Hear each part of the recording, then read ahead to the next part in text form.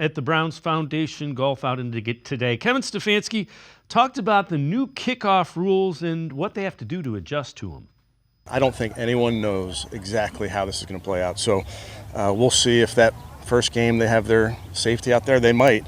I know that ball placement becomes really important because the ball landing at the 10 versus inside the 5 versus, as you know, on the goal line, just in the drills that we've done, the closer that ball lands to the both return unit and kickoff unit, there's an opportunity maybe to gain yards in the kickoff return. So I don't think the premium of ball placement has changed for the kicker. If you have a position player that is really good at it, obviously that's a major bonus for them.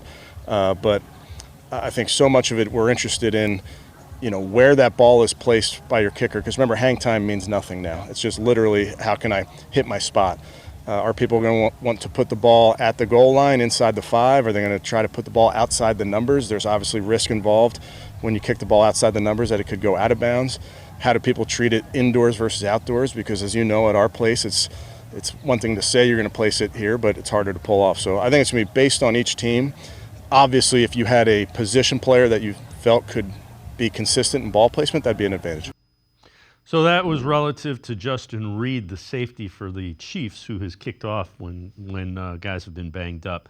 Tim, I've said that nobody has any idea how that's going to play out until you get going full speed and do it against another team.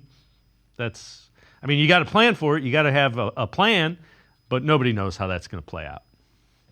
Yeah, and we're not going to know really anything until we get the games going, and teams kind of have to show their cards a little bit.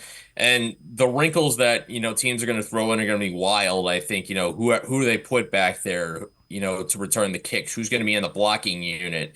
Even Kevin Stefanski bringing up a good point, the fact that they played down by the lake at Cleveland Browns Stadium. We know, especially in that one corner of the dog pound end, the wind really gets really weird. So you could try to put the ball in a certain spot, but when that wind picks that ball up, you almost have no idea where it's going sometimes. So it's going to be so fascinating to kind of see how this plays out. Who really could take advantage, who can master it, and who kind of has to adjust on the fly and all those sorts of different things. But it's certainly going to make the kickoffs far more interesting than they've been in quite a long time, which I think is just really good for the NFL. Yeah, it's going to put a premium on the return game as well. It's not like it's going to be a touchback.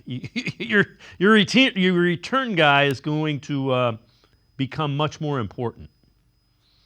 Yeah, I also thought it was interesting talking about Justin Reed being, for example, have your position player kick the football. I mean, could you imagine what kind of benefit that is? Because now you have 10 blockers, 10 guys obviously trying to bring on the kick returner.